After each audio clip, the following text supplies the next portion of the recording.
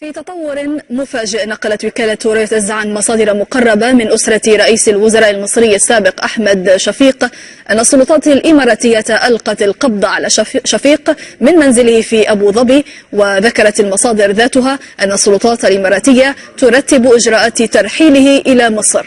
تأتي هذه الخطوة بعد أيام من إعلان أحمد شفيق أن السلطات الإماراتية منعته من مغادرة أراضيها عقب إعلانه اعتزامه الترشح لانتخابات الرئاسة المصرية المقرر إجراؤها في مايو من عام 2018. معنا عبر الهاتف أحمد قناوي مدير مبادرة الفريق الرئاسي في مصر. أهلا بك سيد أحمد.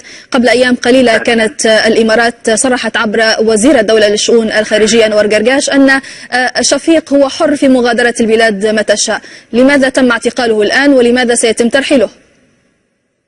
طبعا كان الموضوع مفاجأة تصريح وزير الخارجية، لأنه الرأي العام كله كان يتوقع أن الإمارات لا يمكن أن تقبل أنه يعلن ترشحه منافسا للرئيس عبد الفتاح السيسي من الإمارات، لكن لم يكن أي شخص يمكن أن يتوقع أن تقدم السلطات الإماراتية على إلقاء القبض على فريق أحمد شفيق، فضلا عن أن هذا القرار إذا كان صحيحا فإنه يتسم بالقسط، فإنه يساء للشعب المصري، يساء لدولة مصر، يساء للنظام السياسي. المسألة واضحة الآن بوضوح إذا صدقت هذه الأنباء أنه في تدخل سافر من الإمارات في الشأن الداخلي المصري، لأنه هناك في النهاية مواطنا مصريا، مش هنقول رئيس وزراء سابق، مش هنقول منافسا للرئيس محمد مرسي الرئيس السابق أيضا وحاصل على 13 مليون صوت، هنقول انه تدخل سافر في شأن مواطن مصري ومنعه من حق التنقل والعودة الى وطنه او الخروج من الإمارات. وده طبعا مسألة هذا خبر يقع كالصاعقة. تصور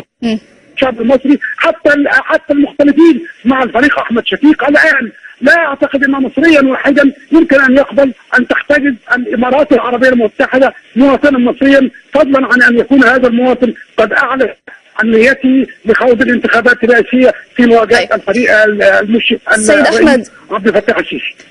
شفيق كان ينوي الذهاب إلى فرنسا، أن يتم تغيير وجهته بهذه الطريقة إلى مصر، ما السيناريو المتوقع في مصر؟ السيناريو المتوقع يعني كما يحدث عادة مع أي حد سياسي في مصر، مجرد بلاغ إلقاء القبض عليه، حبسه 15 يوم ثم تجديد حبسه، وهكذا ليتحول احمد شفيق الى رقم من ضمن الاف الارقام المحدوثه في مصر. انا اتصور انه السيناريو يمكن ان يقف يعني يصل الى هذا الحد لو انه الراي العام المصري والراي العام العالمي كله تضامن مع حق مواطن حق انسان في ان يعود الى وطنه، خاصه اذا كان يرغب في الترشح لانتخابات رئاسة الجمهورية. الانتخابات أصبحت الآن ملغمة في مصر. الذي الآن يشي بأننا لسنا قادمين على انتخابات رئاسية، نحن قادمين على معركة من يفكر سيكون هناك مصيرا ينتظره ما حدث مع الفريق أحمد شفيق إذا صدقت هذه الأنباء. الآن مسألة طبعا صادمة للجميع، أتصور صادمة للشعب المصري بأكمله. سيد أحمد، هل تتوقع أن يكون لذلك أي تبعات داخل الشارع المصري؟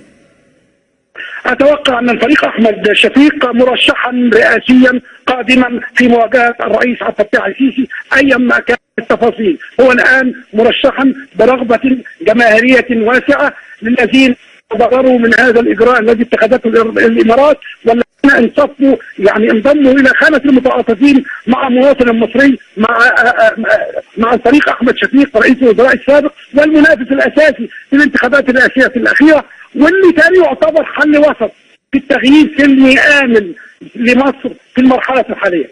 السيد أحمد قناوي مدير مبادرة الفريق الرئاسي في مصر، شكرا لك.